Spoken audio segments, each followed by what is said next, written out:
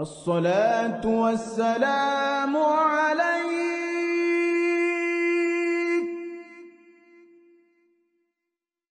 يا إمام المجاهدين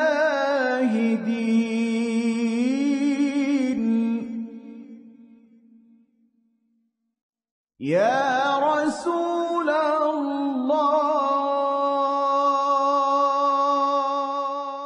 Bapak Ibu sekalian, kita membahas surat Yunus ayat 62-64. Tema kita, Aulia Allahu wa sifatihi, para waliullah dan sifat-sifatnya. Kita sering mendengar kata waliullah dan kadang-kadang tidak sesuai dengan makna yang sebenarnya. Sehingga ada kesan orang yang disebut waliullah itu orangnya beda dengan kita. Sebenarnya di mana-mana ada waliullah, termasuk saya yakin betul ini jemaah Masjid Asy-Syuhada. Karena kalau kita tidak memiliki sifat-sifat waliullah, gak mungkin kita itu jam 4, setengah 4 sudah ada di masjid.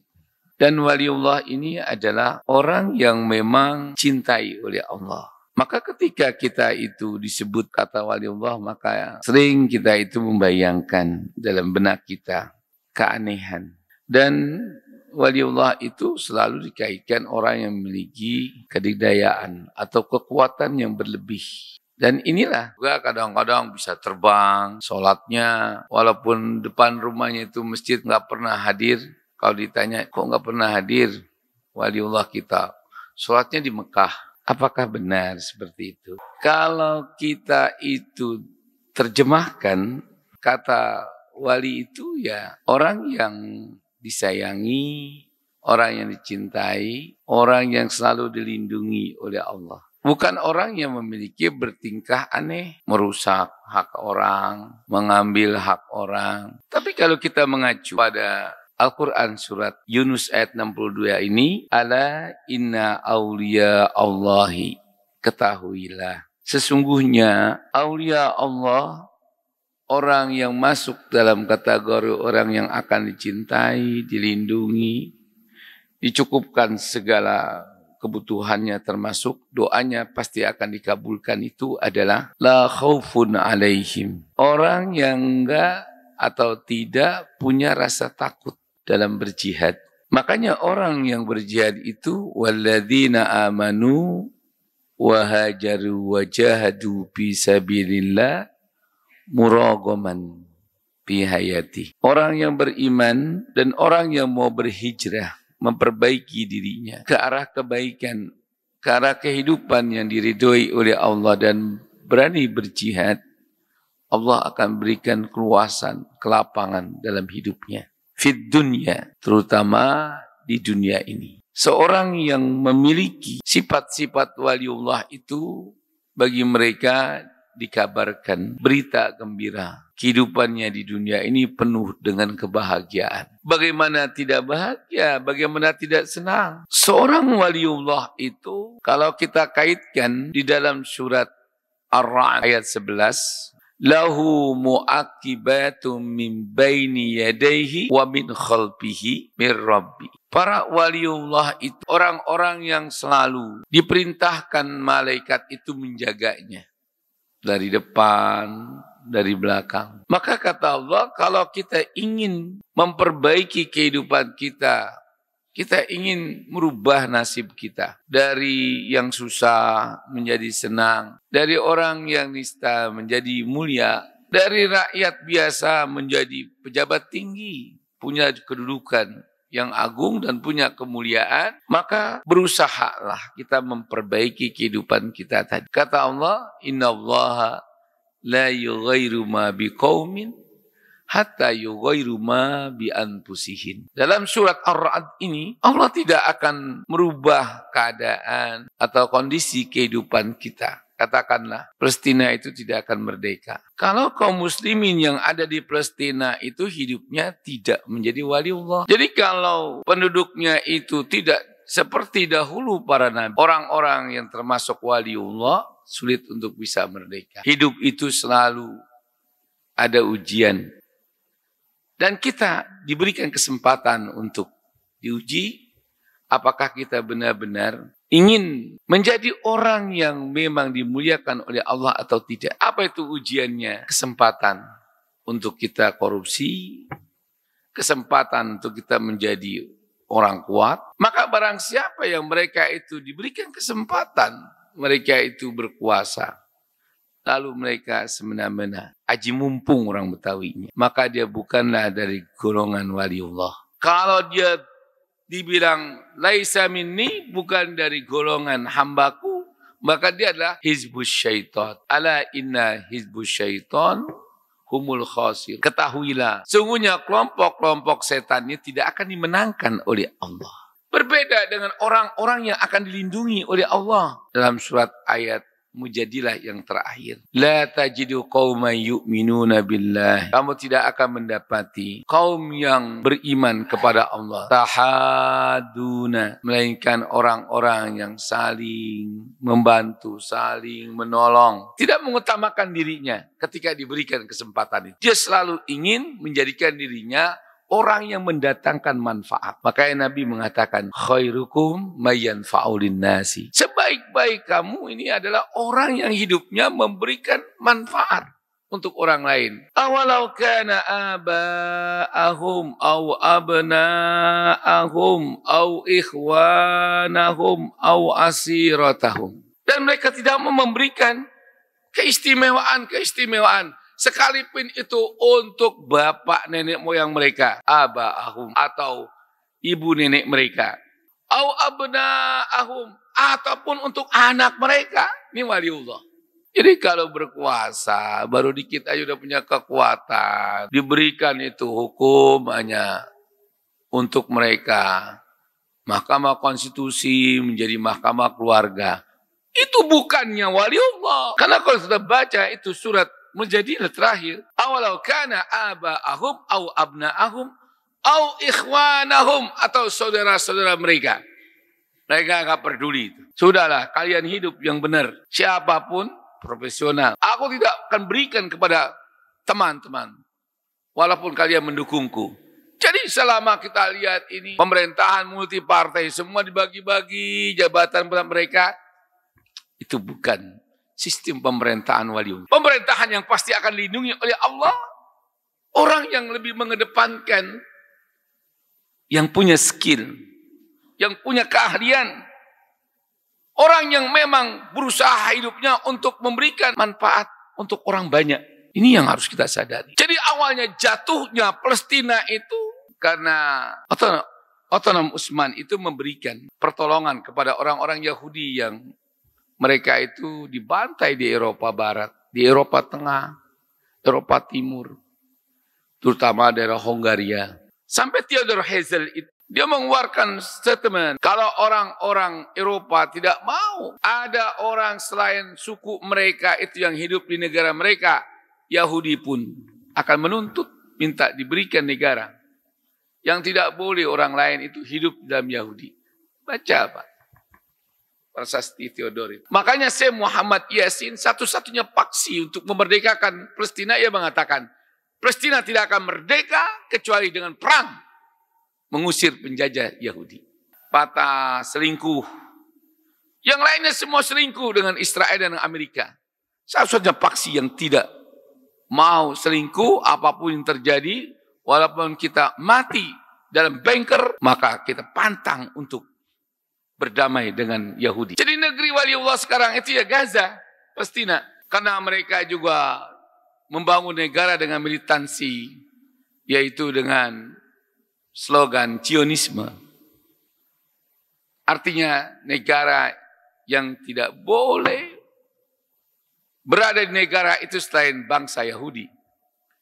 Itu Theodor Herzl, pendiri negara Israel, mengatakan seperti itu. Maka semua orang yang mengikuti Herzl ya membantai. Bagi mereka itu selain orang Yahudi bukan manusia, lebih hina dari anjing. Apakah orang-orang yang termasuk waliullah itu sedih? Tidak, karena Allah jamin. Surat Al-Imran 132.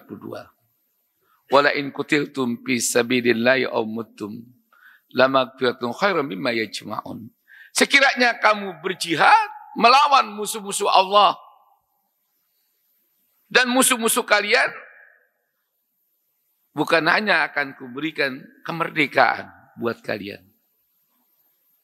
Bahkan kalau kamu mati, aku akan ampuni semua dosa-dosamu dan aku akan kuberikan rahmat dalam kematianmu.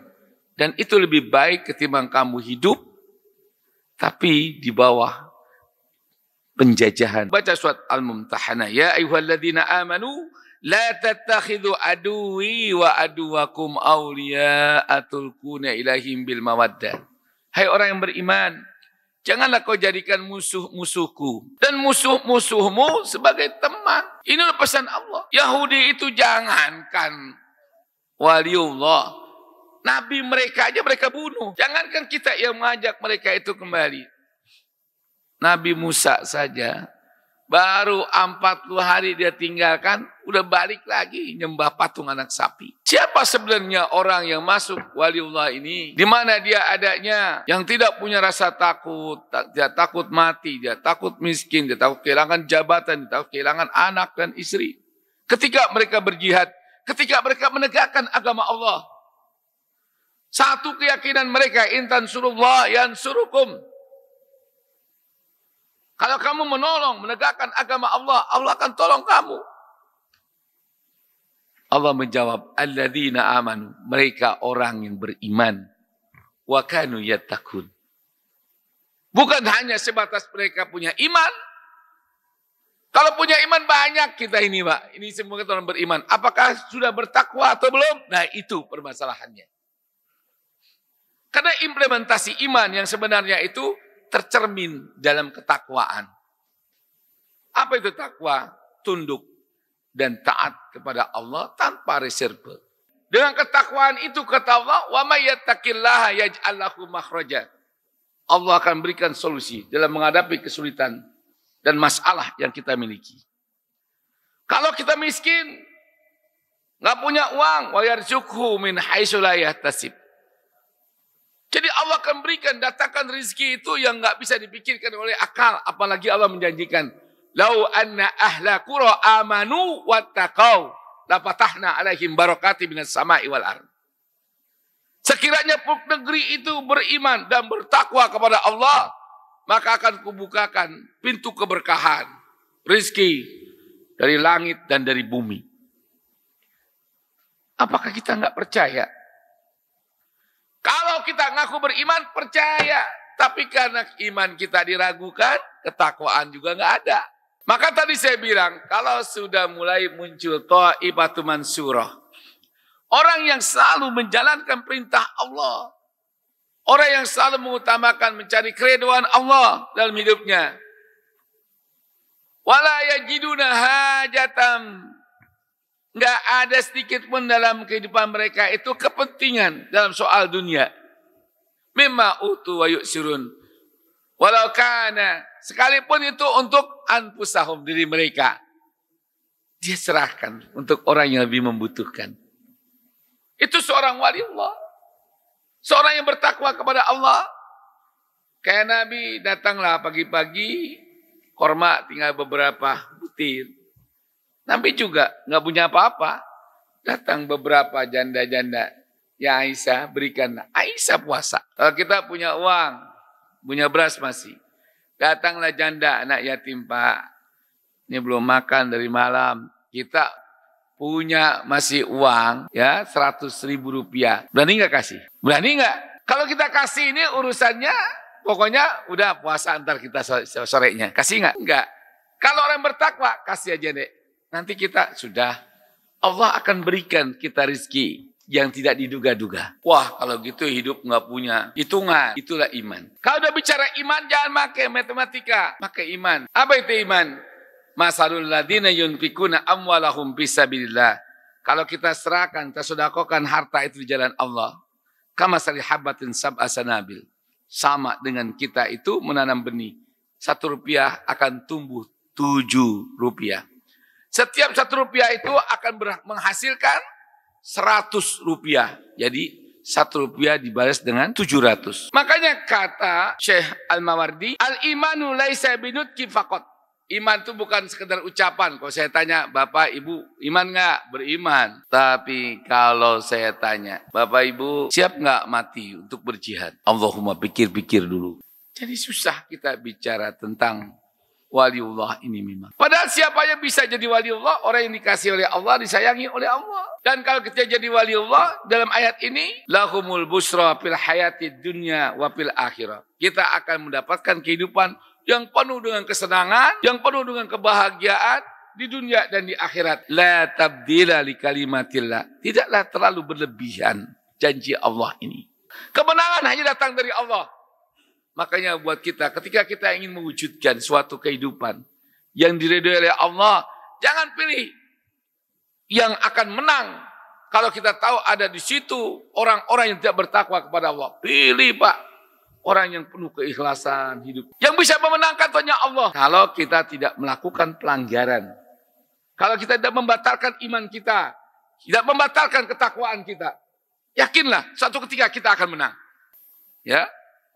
Surat Ar-Ra'du ayat 11. Sampai kapan malaikat itu melindungi kita? Sampai kita itu membatalkan janji kita kepada Allah. Adanya keraguan, batalnya keimanan, dan hilangnya ketakwaan kepada Allah, baru malaikat itu akan tinggalkan. Contohnya dalam perang Uhud. Selama para penguasa negara, pembesar negara ini, dalam mengelola negara kita itu, kalau ingin mendapatkan keuntungan duniawi, untuk anak, cucu mereka, sudah kalah. Tapi kalau mereka itu menjadi pejabat, menjadi anggota dewan, menjadi menteri, bupati, gubernur, karena pengen mensejahterakan masyarakat, karena menjadikan negara ini menjadi orang-orang beriman bertakwa kepada Allah, Allah menangkan, Pak. Mana contohnya? Badar. Bagaimana bisa perangnya? Allah tidurkan Rasulullah. Akhirnya yang menghalau pasukan kaum musyrikin, maka itu malaikat turun. Abu Sufyan, aku bingung. Muhammad dari bantuan dari mana? Kudanya 7 kali besar kuda kita. Orangnya 10 kali besarnya kita. Bagaimana kita melawannya? Kuda kita 100 langkah, kudanya 1 langkah. Kena anginnya aja kuda kita tersungkur. Sehingga mereka itu semuanya ketakutan. Baca surat Al-Imran. Bagaimana cara Allah membantu? Maka seorang waliullah tadi katakan, la khaufun alaihim walahum yahzanun. Orang yang nggak punya rasa takut menghadapi kematian. Orang yang tidak pernah sedih menghadapi ujian. Coba. Oleh karena itu dalam pembahasan tafsir ini kita bisa lihat walahum yahzanun ala fa innahum min huzuzid dunya.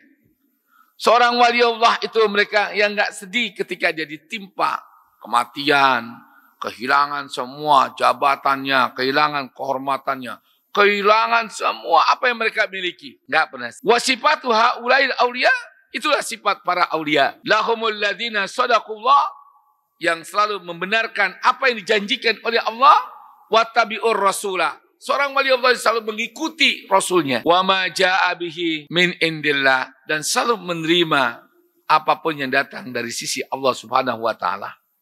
Wa kanu yattaqun, dan mereka adalah orang-orang yang memang bertakwa kepada Allah dengan gambaran bimtisali awamirhi, yang selalu menjalankan apa yang Allah perintahkan, wajtinabu ma'asihi, dan selalu menjauhkan yaitu segala perbuatan menyebabkan Allah murka kepadanya. Bapak Ibu sekalian, inilah salah satu bentuk. Maka kalau kita simpulkan di sini, innal ladzina qalu rabbuna Allah tsumma istaqamu, maka penjelasan orang yang bertakwa itu sungguhnya orang-orang yang berkata Tuhan kami Allah, kemudian mereka itu istiqomah dalam menjalankan perintah Allah. Tatanazzalu alaihimul malaikah.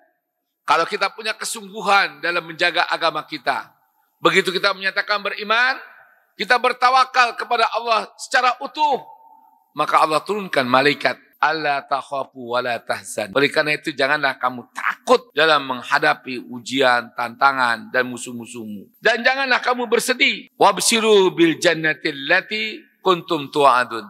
Kalaulah kamu tidak mendapatkan kemenangan di dunia ini, maka yakinlah Allah menjanjikan kamu, kalau kau mati, kau dimasukkan ke dalam surga. Itulah sebagai janji, bentuk janji Allah. Jadi hidup ini kalau kita nggak bahagia dunia akhirat, paling tidak kebahagiaan di akhirat kelak. Nahnu awliya'ukum fil hayati dunya wa fil akhirah. Kata Allah, sungguhnya akulah yang akan melindungi kalian semua. Janji Allah. Jadi bukan Amerika, bukan Inggris, bukan Perancis, bukan Jerman.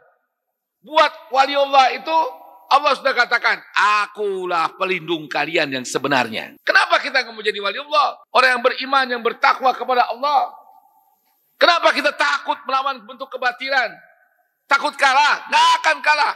Siapa yang bisa mengalahkan kita? Hanya Allah. Dan yang bisa memenangkan kita hanya Allah. Itu maksud pengertian. Nahnu awliya'ukum bil hayati dunya wa fil akhirah. Walakum fiha ma tastahi anfusakum. Walakum fiha ma tadda'un. Maka janganlah kita punya rasa takut sedikit pun. Apalagi merasa hina. Silakan, kata Allah, mintalah kepada. Yang penting koreksi, introspeksi. Apakah keimanan kita benar-benar menjadikan diri kita bertakwa kepada Allah? Sudahkah kita menjadi sampai tingkatan aulia Allah itu? Kalau sudah sampai, yakinlah bahwa kita pasti akan mendapatkan kabar gembira yang dijadikan oleh Allah. Ini surat Al-Anbiya ya. Kita bisa lihat ayat 103 menjelaskan tentang surat Fussilat ayat 30-32 tentang waliullah. Kita lihat lagi, adapun kegembiraan mereka di akhirat adalah sebagaimana firman Allah Ta'ala yang artinya mereka tidak diusahakan oleh kedahsyatan yang besar, tidak akan melangsak, tidak akan susah. Kalaulah mereka itu dikirimkan berbagai macam senjata untuk memusnahkan kita, kalau kita termasuk waliullah itu, nggak usah takut. Nggak akan ada yang bisa menyusahkan kita. Justru mendatangkan rasa gembira dan yakin pede kita tambah. Itu kalau kita ikuti petunjuk Allah ini. Nah, kita lihat lagi dalam surat Al-Hadid 12. Pada hari ketika kamu melihat orang-orang mukmin laki-laki dan perempuan, sedang cahaya mereka bersinar di hadapan dan di sebelah kanan mereka, karena faktor keimanan, dikatakan kepada mereka, pada hari ini ada cerita gembira untukmu, yaitu surga yang mengalir di bawahnya sungai-sungai. Jadi kalau kita terbunuh pada waktu itu, kita melawan kebatilan, kita melawan musuh Allah, kalau kita mati, bersinarlah dunia ini. Dengan upaya kita, perjuangan kita, dengan kita mewujudkan ketakwaan kita kepada Allah, maka kematian seorang waliullah itu bagaikan matahari terbit kembar. Benar, itu adalah janji Allah. Kalau ada satu mujahid yang terbunuh, akan muncul 1000 mujahid lagi. Itu Pak, hidup. Jadi ada istilah martir. Ya. Ini banyak pembahasan ini ya, diulangi kembali surat Yunus tadi. Definisi wali Allah itu secara etimologi kata wali adalah lawan dari adu. Kalau adu kan orang yang dimusuhi oleh Allah. Tapi kalau wali itu orang yang selalu disayangi oleh Allah. Sedangkan definisi wali menurut Ibnu Katsir, Allah Ta'ala menginformasikan bahwa para waliullah adalah orang-orang yang beriman dan bertakwa. Siapa saja yang bertakwa, maka dia adalah waliullah. Selama dia tidak batalkan ketakwaannya itu. Gampang. Syekh Ibnu Utsaimin rahimahullah juga menjelaskan bahwa dalam syarah Riyadhus Shalihin nomor 96 bahwa waliullah adalah orang-orang yang beriman dan bertakwa kepada Allah. Ingat ini. Maka selama masjid ini penuh, setiap pengajian rame ya. Apalagi kalau ada hari raya rame, yakin Pak, lingkungan kita ini banyak waliullah. Intinya seperti itu ya. Demikian, mudah-mudahan ini masih banyak pembahasan tentang waliullah. Mungkin ada yang ditanyakan, silakan. Ada dalam surat Al-Imran ayat 31.